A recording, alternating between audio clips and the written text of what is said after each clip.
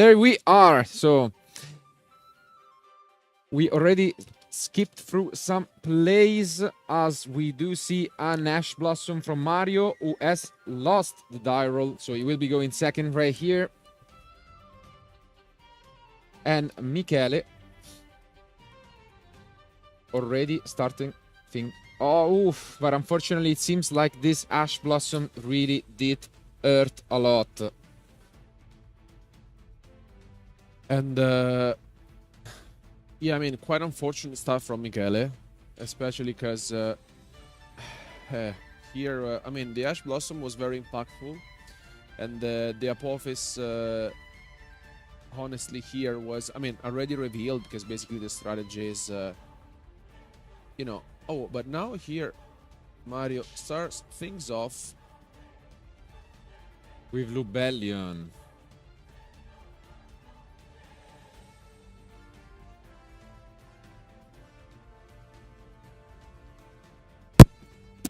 I mean, he had a lot of success, again, in Rome when he won the Italian Open with an heavy Bestial package. And although here he has switched the main strategy from Tempai to Malice, it seems like the Bestials are really something he enjoys. And here now, let's see if Michele has I think I see an Effect Veiler in his hand, but he's still holding it. Here comes the Dormouse, which it's basically the it's quite the best card of the deck to start things off with. And I also like that Mario basically added some Beastals in the deck just to give consistency. And I also feel like that in this current format, still Malice, I think it's a very solid choice to enter the event.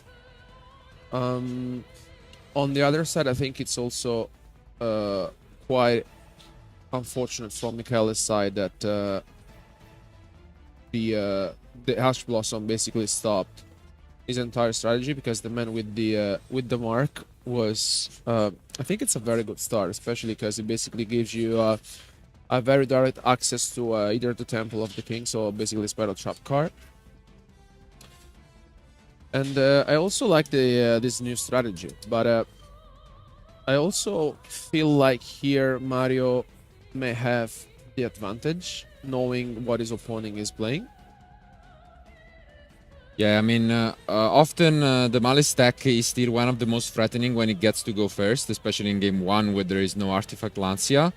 And when you're going second but your opponent is not really able to accomplish much, you know, that's not a good feeling, as the deck can set up but can also try and push a lot of damage. So this will be the case here for Mario, who, I mean, he has shown back in Rome that he's really the aggressive player, so...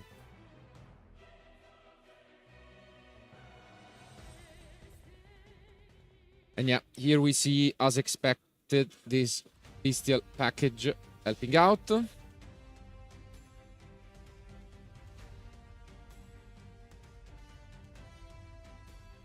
As a reminder for anyone who just tuned in, we are gonna go through these rounds where our duelist will play a best of 3, 45 minutes, so just like the usual, you know, format for the YCSs nowadays. And yeah, they are gonna have to give their best through what will be 9 rounds of Swiss, which for anyone knowing, there is no top cut at the Opens. So in order to win, as Mario did in Rome, you usually have to go undefeated.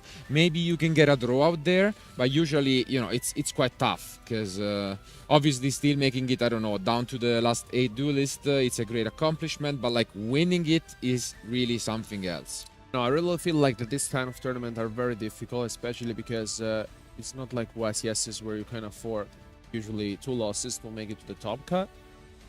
And you really want to bring it home, so you either may have a chance of drawing 1 out of the 8 matches, otherwise it will be very difficult to be crowned champion again. But I think Mario, we have seen also in other tournaments, it's super consistent player. And here, yeah, the impermanence is being activated, but I think there's still another interruption from Michele's side, which is Effect Veiler.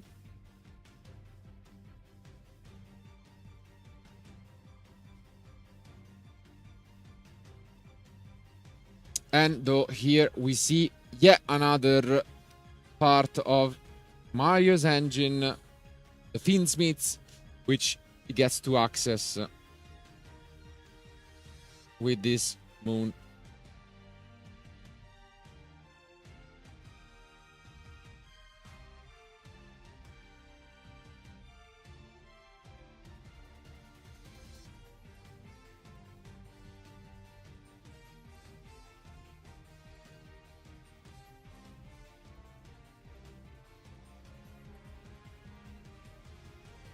And yeah, we have seen how strong the Fiendsmith engine is. It has won so many different tournaments and still getting adapted to other decks. So at the end of the day, we can just say he was playing this Bestial Fiendsmith package already in Rome. We just switched Tempai cards for Malice cards and call it a day.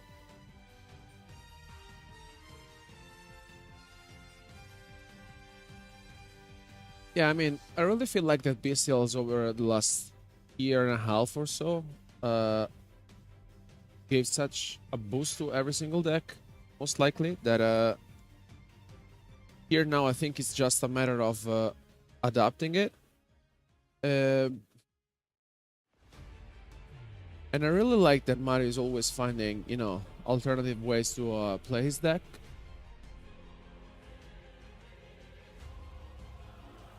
And having a lot of different small engines in your deck also gives you a lot of different ways, and here just showing us. Yeah, let's take a look. For now, it gets to resolve. Yeah, they're just having a little bit of a chat, but it doesn't seem like Michele has much left at his disposal.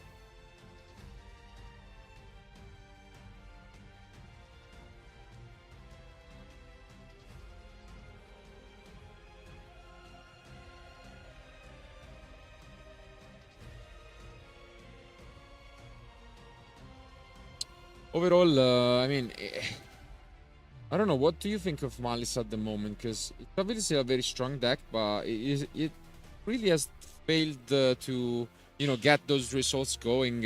Obviously, a lot of top cut finishes, but never really the big win.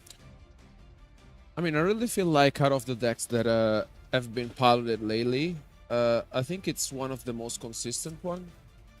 But yeah, I mean, I don't know. For some reason, I think it always like missed the opportunity of winning tournaments. I really feel like it's one of those decks which is super consistent to play, but also at the same time, it gives you it makes you wondering why it's not winning tournaments. Like I think we have witnessed, especially the YCS Birmingham, over the Swiss rounds, I think at least 15 different decks. Something that may let you think why sometimes the deck may not be winning tournaments. But overall, I think it's one of those decks which I'm really afraid to play against, because it's consistent, and as Mario is showing us, you can basically mix it up with Finsmith and BCS as well, so to make it even more consistent. Yeah, I guess in a way, I mean, as obvious as it is, the main concern becomes the side deck once Artifact Lancia has been consistently, as of the last months, the #1 most popular side deck cards for all of our duelists. And then, you know, it really makes you think that you need to find a strategy for just having an alternative solution once you go to the side decks. And the Fiendsmith do help. So maybe that's what Mario is trying to accomplish here.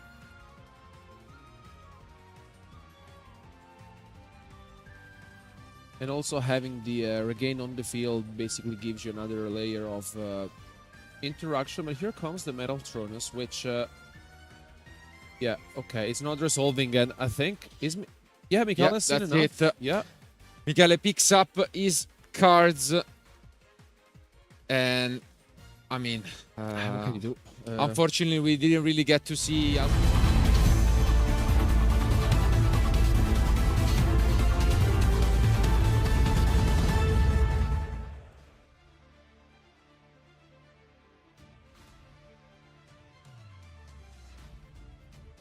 Here we are as they finish shuffling up.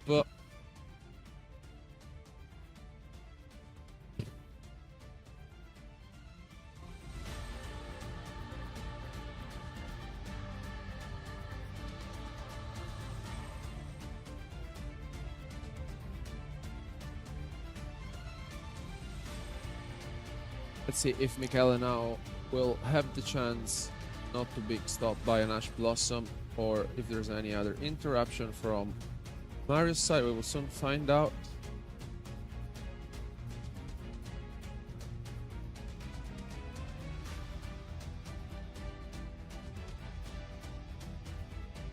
Okay, and we see already from Mario the Purulia, which can be a bit annoying. So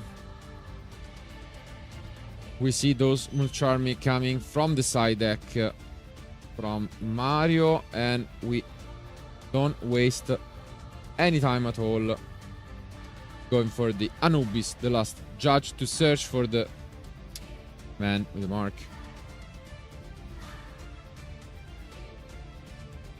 Yeah, I really feel like you want to start things off with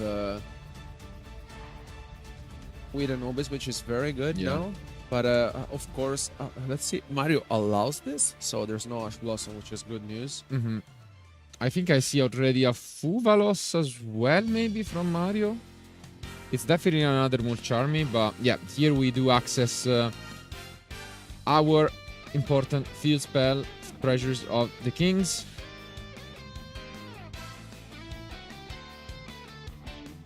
And this is pretty much the best card. It allows you to do so much for the deck, which we have seen again at the Open in Manchester. Essentially, not only it accesses your trap cards, but then additionally you even get to add one of the monster mentioning Temple of the Kings. So it does really a lot. Oh, but there's a Ghost Ogre being activated. So here there's the man being chained to the Ghost Ogre.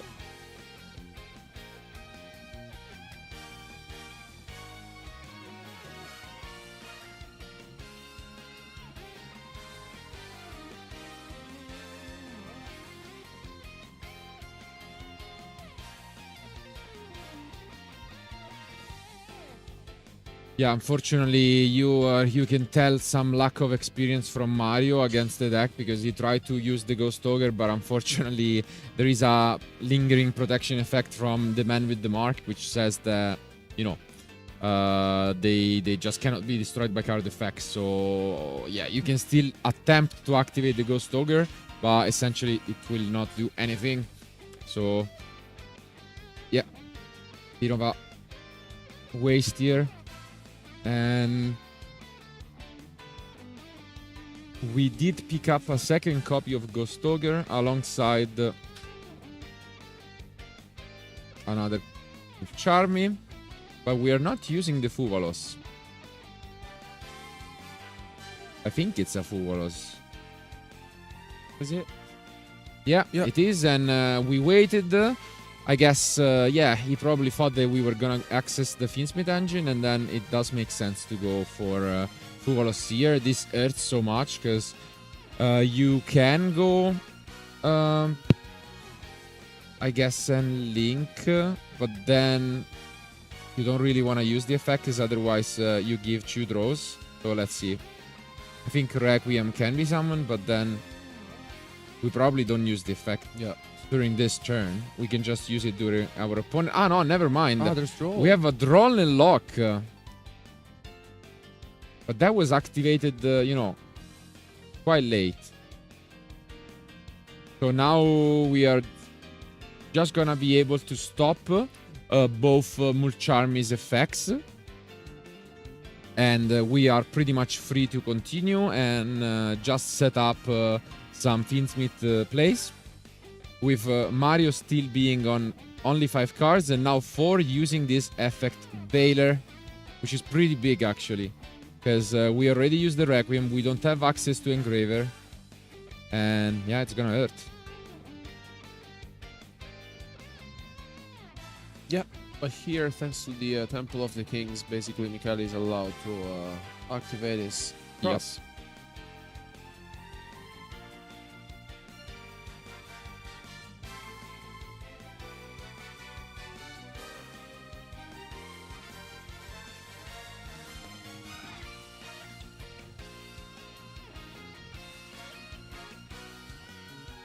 We can still access the sequence later on if we want. Few options available, and yeah, now he's just explaining the different effects of the Statue of Anguish and yeah, the Serpent, I guess, the Apophis Serpent.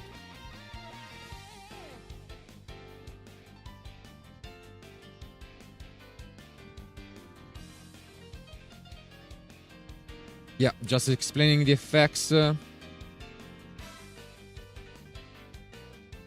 mean, for anyone too unfamiliar, so what went down is that we did use the Serpent. Now we can access one of the most powerful cards in the extra deck, which is this Divine Serpent. But basically, yeah, the Apophis, the Serpent, allows you to special summon itself and then set an Apophis trap, and you can activate it right away. So this does so much.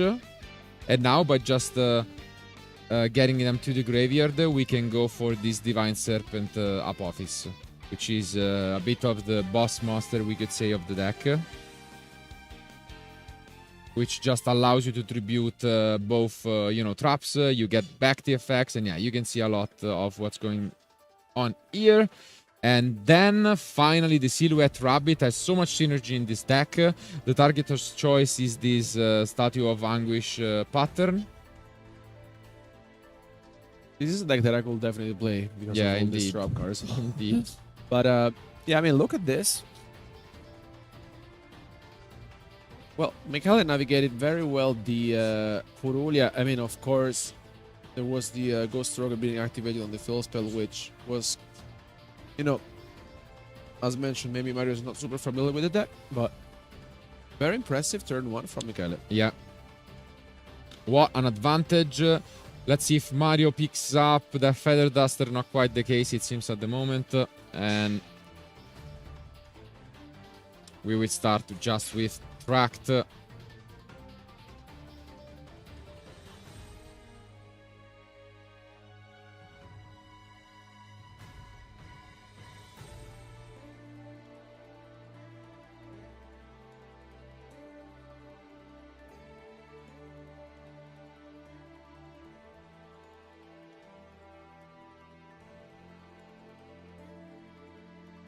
I think it will be very difficult for Mario here Yeah.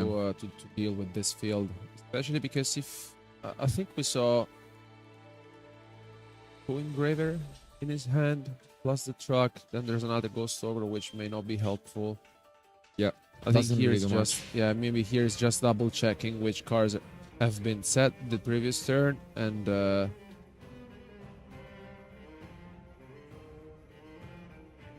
he just wants to make sure not to make any mistakes. But we've mentioned this a lot of times when there's a new deck being released and new cards being added to it. It's always like difficult to adapt to the possible interactions that you may not be familiar with, and I think also here that the Ghost Ogre was kind of a misstep from Mario's side, which here maybe it's just asking for some clarification just to make sure he knows what the set trap cards effects are.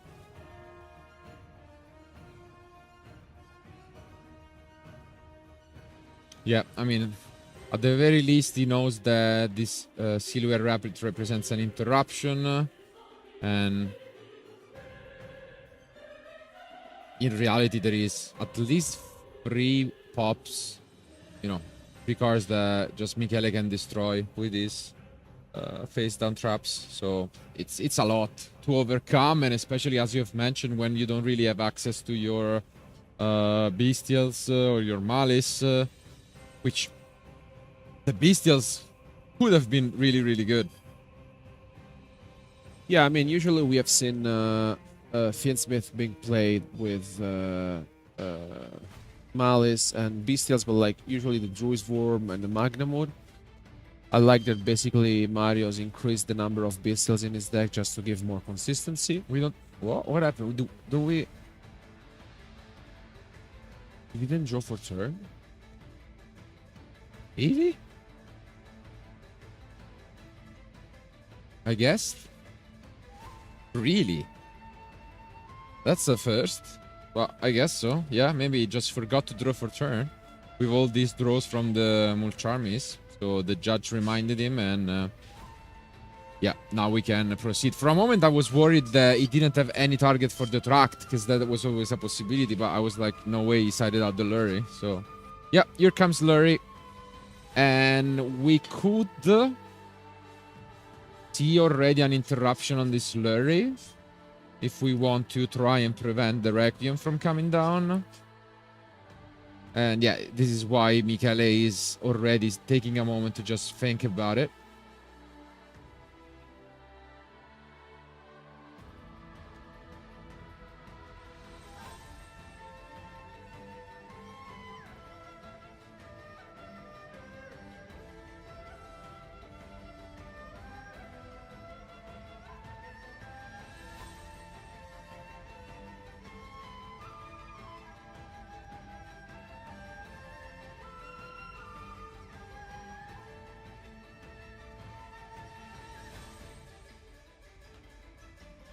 And yes, it seems like he decided to use this Anguish. And yeah, Oh, and here actually comes flips another the one. Serpent as well. Yeah. We're gonna go all in here.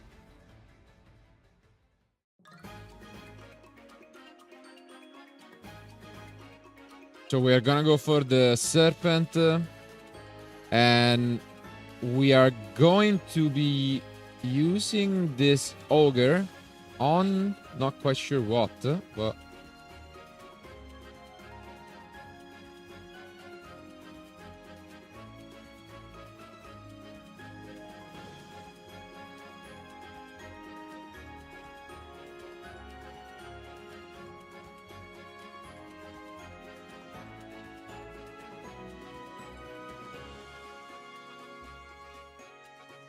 And yeah, now we are able to clear off this Lurry.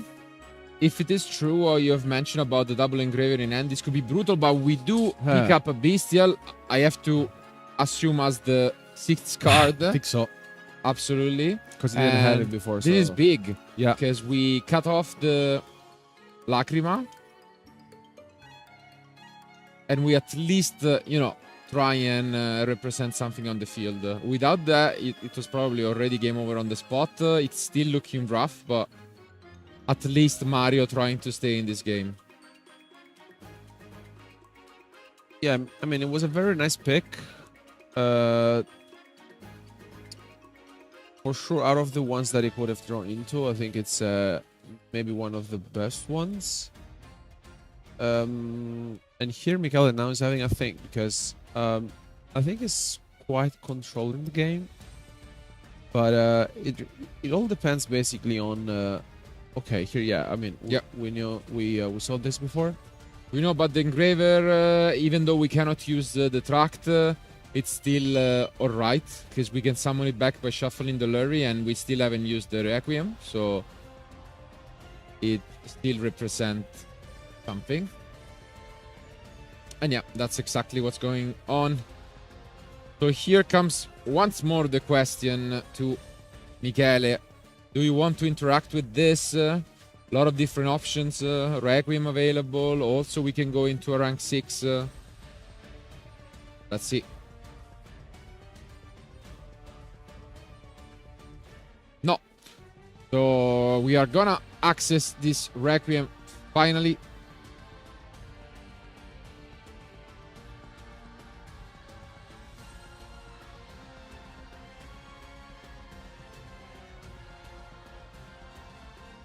He has a few options. He could go into Lacrima and then Chaos Angel, for example.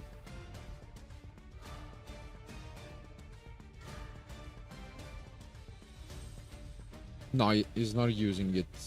No. Oh, no, maybe yes, because there is a card missing in the list. Let's check. No, but I mean, he does play Malice through, so it probably unlikely that he has space. For a moment, I was back into thinking Mario was just on this Rome deck once more. And yeah, we do access that Fiendsmith in Paradise. Just trying to slow down Mario. You know, Michele next turn.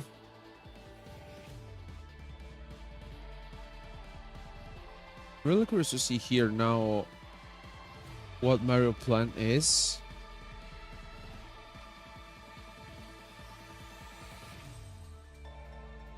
Because he knows pretty much what Michele is holding. I guess he has Necro Quip. What else? Yeah. No, there is no Chaos Angel in the deck at all. Understandable again.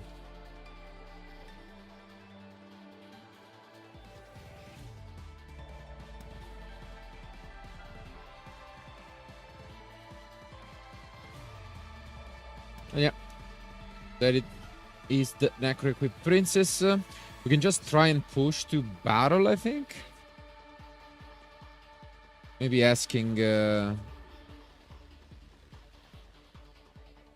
We are just gonna enter battle phase, push, and try to attack both.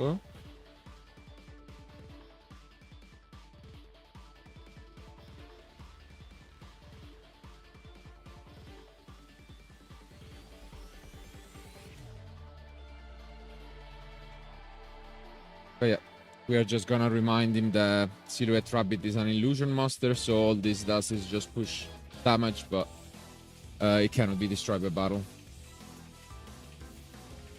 Yeah, I mean, there are all these secret effects that sometimes you can just, forget, especially because, as previously mentioned, these cards are brand new and you may not be super familiar with. And what's the target for this SP? It seems like something from the graveyard. I think so. Is it the Requiem?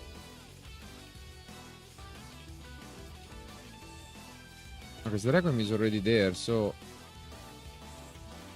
But Mario's hand, honestly, is not looking promising at all. He has Struck, Engraver, and... Yeah, he basically has just some Fiendsmith engine for next turn, but he's pretty much done for this one.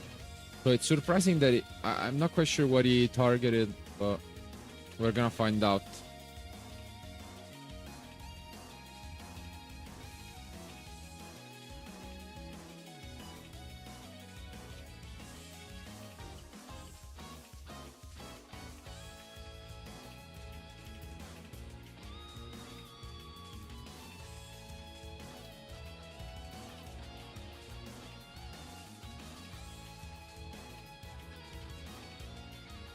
Oh, and we actually do chain Metal Tronus.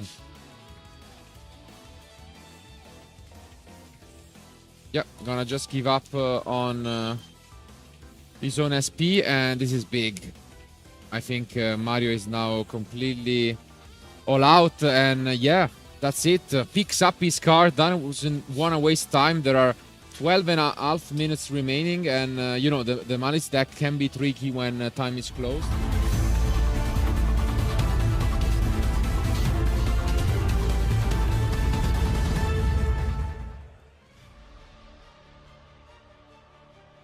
Here they are.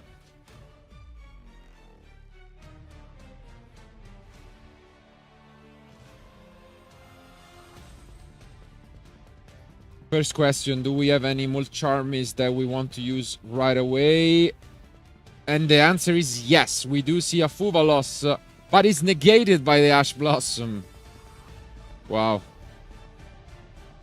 Big start. Yeah. And I see a Droll. I see Droll and Purge, I think. Really? Yeah.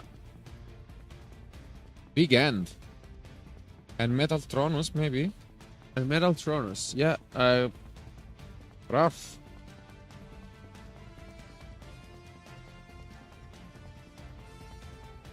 He allows it.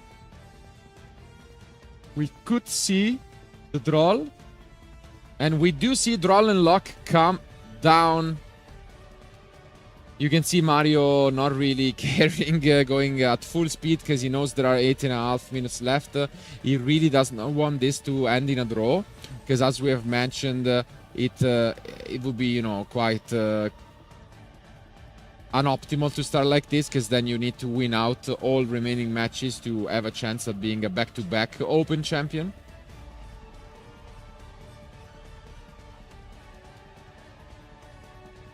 Just Finn Smith's, not Malice yet.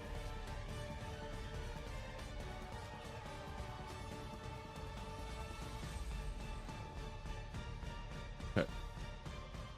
Here comes the first one.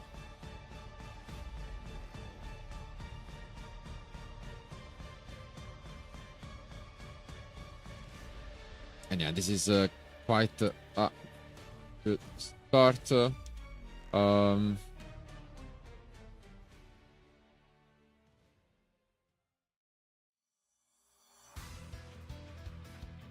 Well, the draw lock, of course, like, you know, it's annoying, but it's, you know, not super scary in this specific spot. Mario can still play. It really depends on what he's holding and what he really wants to go for. So let's see the line here, because he goes for the lizard.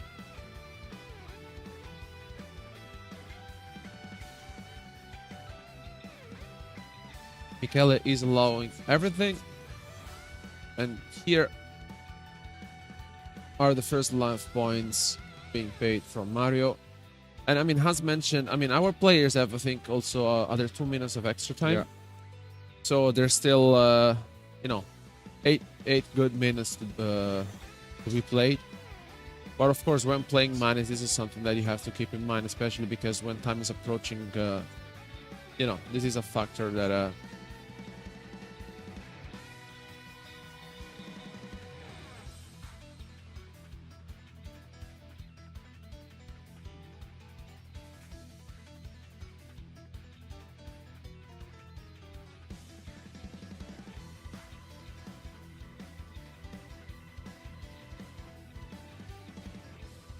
And yeah, now we continue to set up.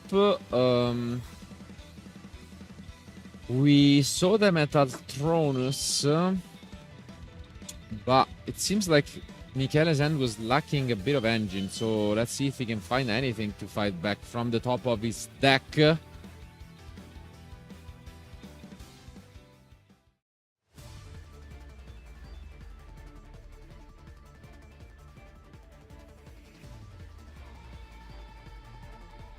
And yeah, look at this. And here comes the Purge. So a very interesting spot here. Yeah. I think maybe Mario was not expecting this, but Absolutely not. still, I mean, I feel like his, Oof. I mean, this isn't super impactful because it changes quite a lot.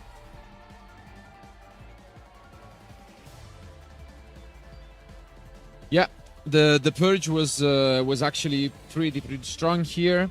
And we Wow. pass with this Mascherena. I think also the sequence of, you know, the Fuvolos being activated, the Ash Blossom, and then the Draw the Lock was quite perfect. Yeah. From Michele's side. And we do find the engine, we find the Lacrima off the top, to which we are gonna respond with our own Lacrima, so that also this Mascherena can be used afterwards.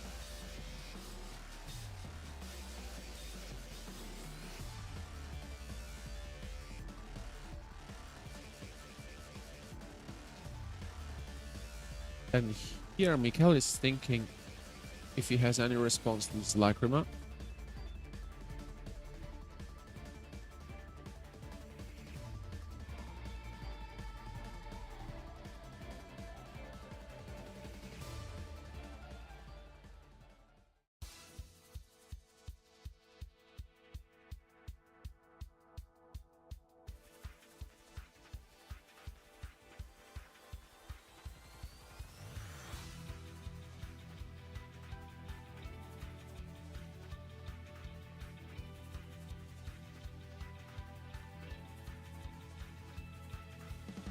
and the Fiend-Smithing Paradise is being sent. So Michele allow the Lacrima to send it from the deck to the graveyard.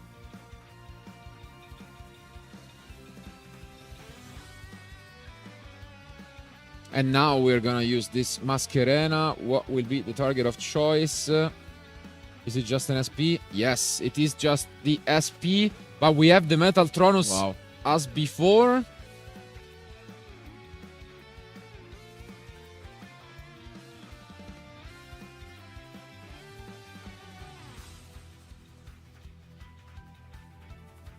I think Michele is left with one card in hand.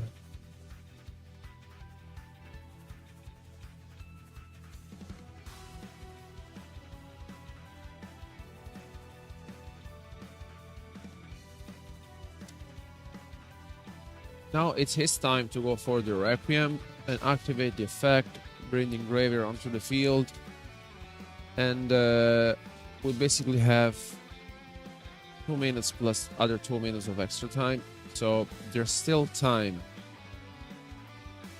And I think Mario still, I think he may have a chance, but that's rough, yeah, mostly because difficult. of time. Yeah. Yeah, I mean, I guess he really didn't see that Domino's Purge coming. That was the main punish, I would say, of them all. And he just tried to come up with a plan B on the spot, which was this SP. And just like in the previous game, we see this Metal Tronus. And yeah, this is rough. We are going to be able to push a lot of damage, then possibly make a Wave Viking Caesar as well, if, for example, that's even just the easy plan. But at least now we do have the Paradise to stop some of this aggression. So that's still nothing to, laugh at. With just one card in hand left from Michele. We are gonna push the damage, so it seems like Mario will live to see another turn. Difficult. It's quite difficult now. And yeah, just one face down and a pass. Mario is gonna have around 3 minutes because there are 2 minutes of additional time.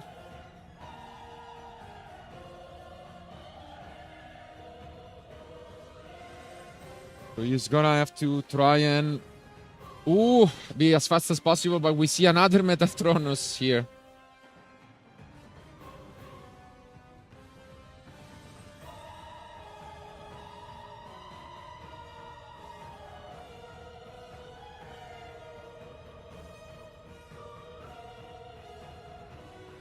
Wow, it's gonna be really the battle of who is faster, because now Mario knows that there is no more interruption coming from Michele.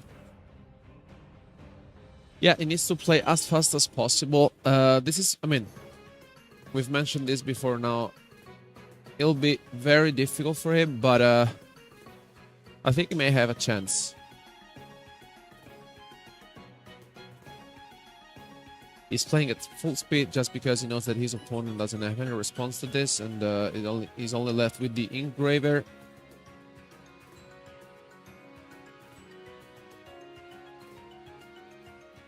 And yeah, this will be plenty. Just needs to be fast, but it seems like he should be able to do it. Because again, there is 1 minute and 30 seconds remaining before time is called. And here we see the Access Scott Talker.